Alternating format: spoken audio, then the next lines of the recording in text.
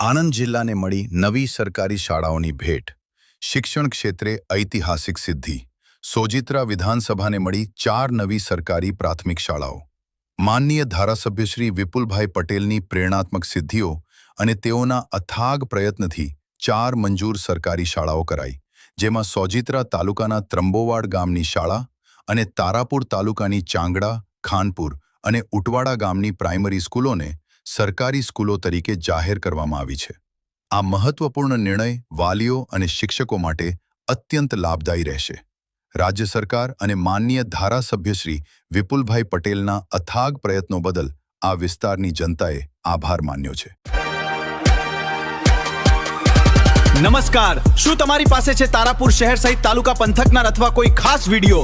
તો હવે અમારો સંપર્ક કરી અમારા વોટ્સએપ નંબર પર મોકલી આપો।